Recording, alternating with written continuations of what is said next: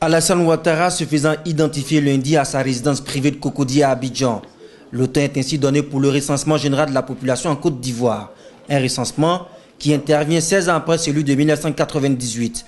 Pour le pouvoir ivoirien, cette opération a une visée de développement. Le dernier recensement date de 1998, donc il y a de cela 16 ans.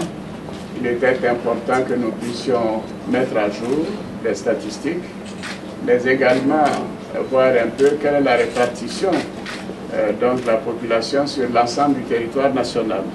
D'un coût global de 12 milliards de francs CFA, financé à hauteur de 60% par la Côte d'Ivoire et 40% par la communauté internationale, ce recensement permettra au gouvernement ivoirien de disposer de statistiques fiables.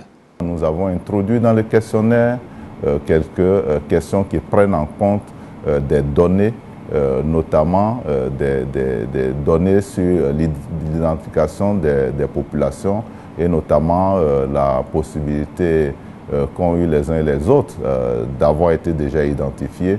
Cela va donc accélérer le processus d'identification.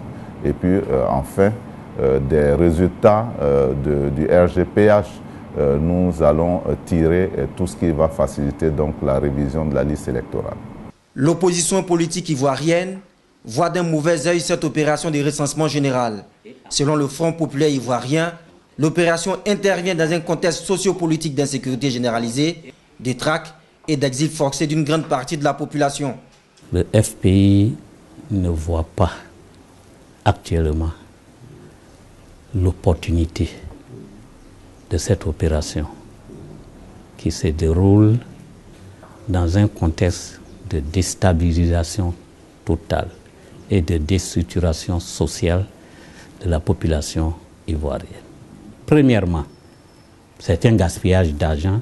Deuxièmement, c'est une opération de légitimation de l'expropriation et de l'exclusion d'une partie des Ivoiriens. Et puis troisièmement, c'est une opération qui prépare la fraude électorale. Tout ça n'est pas fait pour calmer le jeu politique en Côte d'Ivoire. Le recensement général de la population de l'habitant en Côte d'Ivoire prendra fin le 16 avril et devrait concerner entre 23 et 25 millions de personnes. La dernière enquête de 1998 avait révélé 16 millions d'habitants. Organisée tous les 10 ans, l'opération n'avait pu se tenir en 2008 en raison de la crise secouant le pays, alors coupé en deux.